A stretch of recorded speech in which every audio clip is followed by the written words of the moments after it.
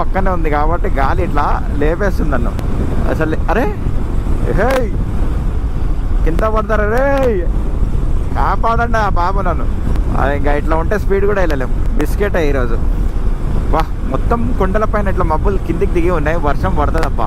నాకెందుకో ఏంటో కొడుతుంది సీనాంగ. అక్కడ చూడండి లెఫ్ట్ సైడ్ కొండ కనిపిస్తుంది కదా ఒకటి, దానిపైన చూడండి మబ్బు ఎట్లా ఆగింది. ఏదో అక్కడనే తయారయ్యి ఇట్లా బయటకు వస్తున్నట్టే ఉంది కదా, సేమ్ అట్లనే అనిపిస్తుంది నాకైతే. అక్కడనే తయారవుతున్నాయి నీకు మబ్బులు మొత్తం అని.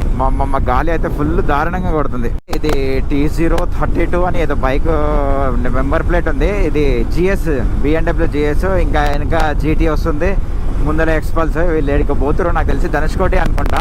కేరళ అంటే కేరళ కొత్త బండి అనుకుంటా. ఎట్లా ఉంది చూడండి, గుర్రం ఉన్నట్టు ఉంది.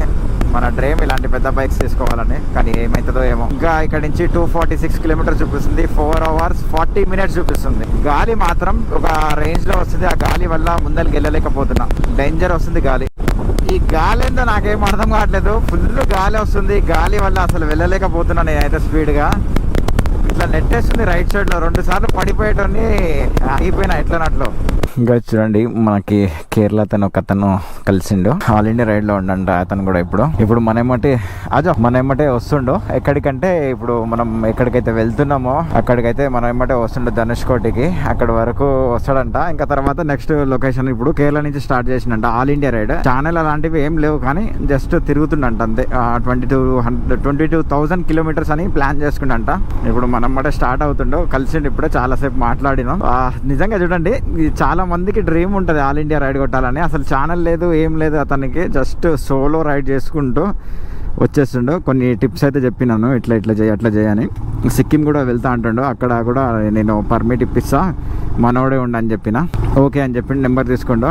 ఇంకా ఫోన్ ఏమైనా ప్రాబ్లం ఉంటే ఎక్కడైనా ఫోన్ చేయని చెప్పిన. ఎందుకంటే మనం ఆల్మోస్ట్ మొత్తం తిరిగినాం కాబట్టి, ఆల్మోస్ట్ అది కంప్లీట్ అయిపోయింది, అన్ని కవర్ చేసినాం కాబట్టి అతనికి కూడా సజెషన్ ఇచ్చిన. ఏమైనా ప్రాబ్లం ఉంటే ఏదైనా ఉంటే ఫోన్ చేయి, నేను చెప్తా సజెషన్ ఎట్లా చేయాలనో ఏందో. అతని దగ్గర కూడా టెంట్ ఉందంట. రంగి దొరికిరా బాబు, టెంట్ లో స్టే చేస్తా అంటుండు. అయితే ఎక్కడెక్కడ స్టే చేయాలి, ఇక్కడ చేయొద్దు, కొన్ని స్టేట్లు కొంచెం టఫ్ ఉంటాయి కదా, అక్కడ చేయొద్దు, ఏం చేయొద్దు అన్నట్టు నేను చెప్పిన. ఇప్పుడు రామేశ్వరం చూడండి, ఇక్కడ నుంచి 152 కిలోమీటర్స్ ఉంది.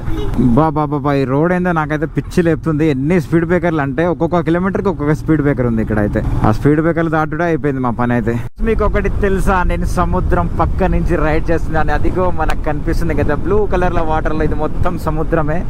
సముద్రం దగ్గరికి వచ్చేసిన. ఇక చూడండి ధనుష్కోటి ఇంకా కొంచెం దూరంలో ఉంది. ఇంకెంత 34 కిలోమీటర్స్ ఉంది అనుకోండి. అంతే, 34 కిలోమీటర్స్ వచ్చేసిన.